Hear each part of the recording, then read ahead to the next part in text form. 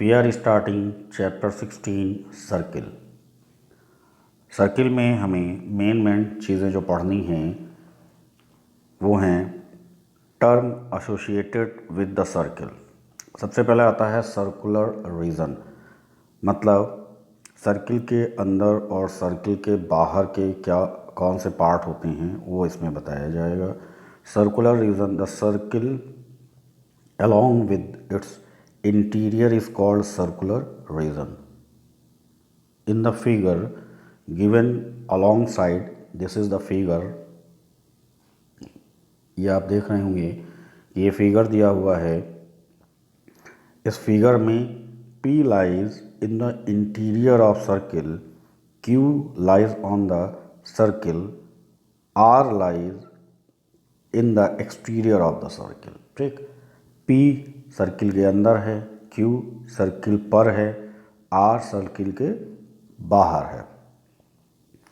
तो अगर हम इससे कंक्लूजन निकालेंगे, सो OP is lesser than radius, OQ radius के इक्वल है और OR रेडियस से बड़ा है। जो बाहर होंगे वो रेडियस में नहीं गिने जाएंगे। अगर सरकमफ्रेंस और सेंटर तक की डिस्टेंस हम लेते हैं तो रेडियस कहलाती है, यानी O से Q तक, और O से P तक ये रेडियस से छोटा है तो इसे हम रेडियस नहीं गिनेंगे। अब इसके बाद मेन आता है diameter and the chord. A line segment joining two point on a circumference of a circle is called chord. In the given figure AB and CD both are chord. And next, a chord of the circle that passes through the center of the circle is called diameter. And here X and Y, O is the center, X, Y is the diameter.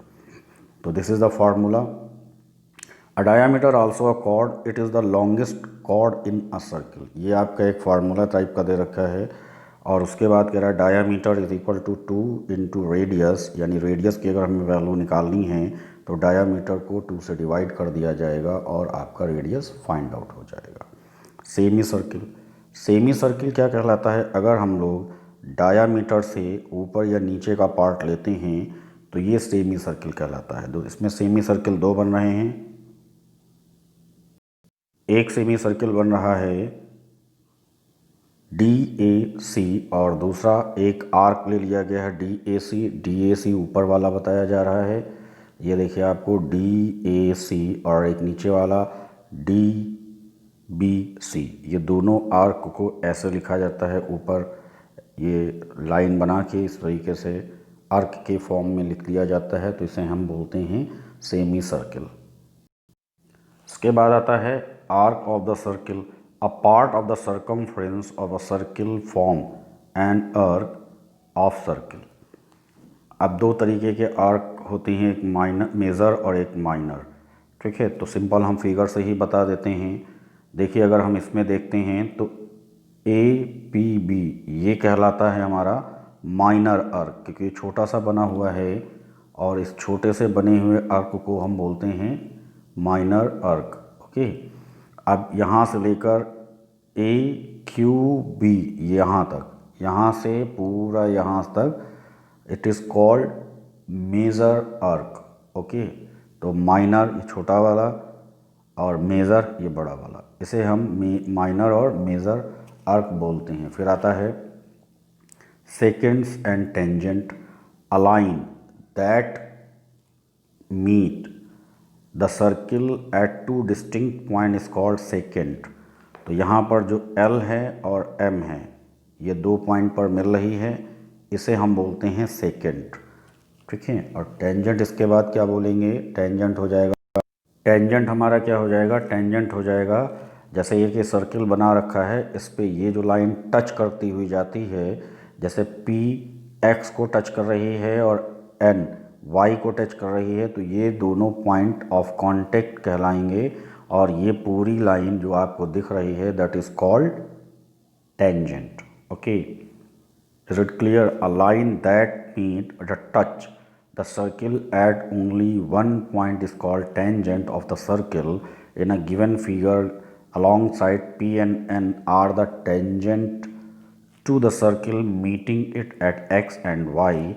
x y are called the point of contact और ये हमेशा confirm रहता है कि ये perpendicular मिलते हैं. OX is perpendicular to P and OY is perpendicular to N. इसके बाद आता है सेक्टर ऑफ द सर्किल.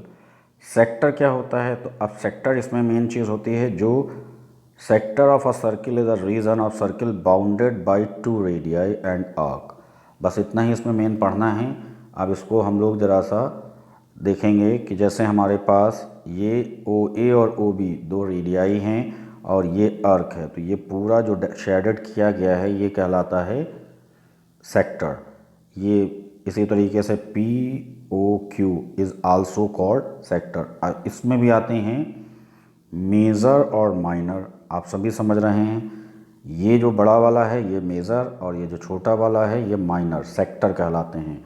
तो इस तरीके से मेजर सेक्टर और माइनर सेक्टर भी होते हैं, मेजर और माइनर आर्क भी होते हैं. ठीक.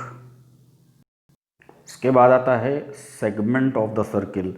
A region of the circle bounded by the chord and an arc is segment of the circle. अब आप इसमें देख रहे हैं कि ये जो लाइन है AB is called arc. तो AXB this is the segment.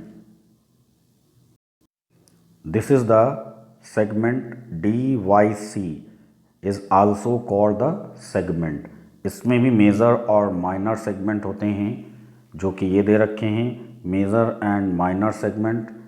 ये जो नीचे वाला पार्ट है देख रहे हैं माइनर सेगमेंट लिखा हुआ है और ये जो ऊपर का जितना पार्ट शेडेड है वो आपको कहलाएगा मेजर सेगमेंट. इसके बाद आता है सेंट्रल एंगल. सेंट्रल एंगल उसे कहते हैं the angle subtended by an arc और chord at the centre of the circle is called central angle. Figure में BC जो आपकी है, ये BC देखिए, ये आपकी BC है. BC जो है वो सबटेंड कर रही है एंगल COB एट O. इसी तरीके से DA ये जो है ये भी DOA ये एंगल सबटेंड कर रही है. इसको हम बोलते हैं सेंट्रल एंगल. ठीक है, तो ये कुछ पार्ट्स दे रखे हैं. अब इसके बाद आता है एंगल इन सेमी सर्किल. तो एंगल इन सेमी सर्किल को निकालने के लिए सबसे पहले हम लोग इसको समझेंगे. If the end of a diameter is joint to the point of the circumference of the circle we get angle of semi circle. जैसे अब इसमें दे रखा है, ये दोनों देखिए, दोनों एंड पॉइंट से एक लाइन इसमें जुड़ रही है DE और EF. तो जो ये एंगल बनता है ये सेमी सर्किल होता है. ये सेमी सर्किल का एंगल होगा और इसे हम बोलते हैं 90. तो एक फार्मूला बन जाएगा the measure of the angle in semi circle is 90. It is also always correct.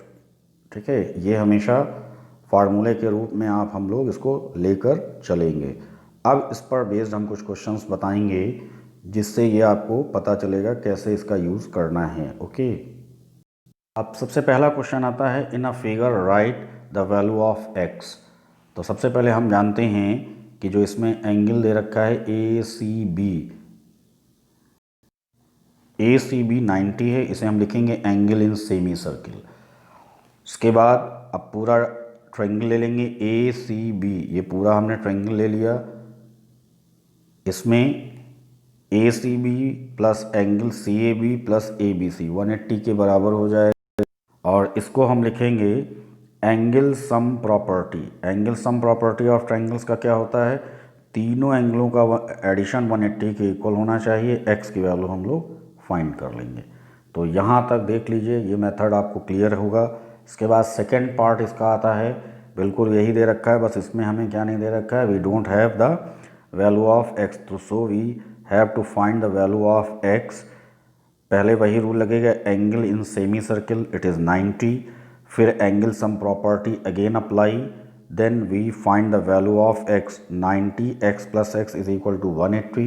Then x is 45. Is it clear? ये सिंपल सा रूल दे रखा है, बिल्कुल इसमें कोई भी प्रॉब्लम नहीं होगी। अब इसके बाद नेक्स्ट क्वेश्चन जो आता है वो भी बहुत ही आसान है, वो उसको भी हम लोग कर सकते हैं। In a figure given below, AB is the diameter if BAX 30, ABY 35. Find the measure of XAY, XBY. Means हमें XBY यानी ये पूरी वैल्यू फाइंड करनी है, XAY ये वैल्यू पूरी फाइंड करनी है। तो सर पहले तो हम देख ही रहे हैं AXB it is the 90 as well as नीचे वाला अगर हम ट्रायंगल लेते हैं AYB it is also 90 why angle in semi circle, जैसा कि अभी हमने पढ़ाया है। अब यहाँ पर एंगल सम प्रॉपर्टी लग जाएगी। हमने जो ट्रायंगल ले रखा है AXB ऊपर वाला, इन तीनों एंगलों को ऐड करके 180 के इक्वल लिखेंगे। दो एंगलों की वैल्यू हमें पता है और हमने वैल्यू निकाली XBA की 60। अब क्वेश्चन में हमें पूरी वैल्यू निकालने कह रहा है, तो 60 और 35 ऐड कर देंगे, 95 आएगा। ओके, इसी तरीके से जब नीचे वाला जब हम ट्रायंगल लेंगे AYB, फिर इसमें एंगल सम प्रॉपर्टी यूज़ की जाएगी। इसके बाद सारी वैल्यू पुट कर दी जाएगी और हम YAB की वैल्यू निकाल लेंगे। YA की वैल्यू निकालने के बाद जो हमें क्वेश्चन में दे रखा है उसकी वैल्यू निकालेंगे 30 + 55 85। यहाँ तक I think there is no problem in this question. Now next, अगले क्वेश्चन में in the figure AB is the diameter and Y is the point on the circle AY। The value of AY is given, BY is given and radius find करनी, यानी O से A तक की distance आपको निकालनी, लेकिन उसके पहले हम लोग पूरी वैल्यू निकालेंगे। अब हम जानते हैं we know that AYB is 90 because angle in semi circle, तो इट इज़ क्लियर। हम लोग क्या करेंगे, अब ट्रायंगल ले लेंगे, इसमें पाइथागोरस थ्योरम का यूज़ कर देंगे। AY BY की वैल्यू दे रखी, दोनों का स्क्वायर करेंगे और रूट निकाल लेंगे, 13 आंसर आएगा। अब OB हमने पीछे बताया था, जो रेडियस होती है वो डायामीटर की आधी होती है। AB पूरा निकला, इसका आधा कर देंगे 6.5। दिस इज़ योर आंसर निकल के आ जाएगा। तो यहाँ तक आप लोगों ने पूरा क्वेश्चन देखा और समझ लिया है। इसके बाद एक क्वेश्चन और रह गया, इसको भी आप देख लीजिए। ये फिगर दे रखा है, इस फिगर में डायामीटर है 18 सेंटीमीटर, ठीक है, और P से X तक की वैल्यू दे रखी है 12। हमें O से P तक की वैल्यू फाइंड करनी है। तो इसके लिए हम लोग क्या करेंगे, XY की वैल्यू दे रखी है OX, चूँकि ये डायामीटर दे रखा था इसलिए इसको हाफ कर दिया, हमने रेडियस निकाल लिया। अब OXP 90 क्यों हो जाएगा, OXP 90 क्यों हो जाएगा, ये हमने जो अभी पीछे पढ़ा था, as radius and tangent are perpendicular at the point of contact. ये भी हमने जब टेंजेंट पढ़ाया था तो उसमें भी हमने देखा था कि जो रेडियस से जब कोई पॉइंट ऑफ कॉन्टैक्ट पर मिलती है तो वो 90 बनाती है। फिर हम इसमें पाइथागोरस थ्योरम का यूज़ करके और OP की वैल्यू निकाल लेंगे। ये तो इजी है, बस ये लाइन पूरी ध्यान में रखना है कि कैसे इसको किया जाना है। That's your question and exercise is completed, so you have to done from this method to do your exercise. Okay.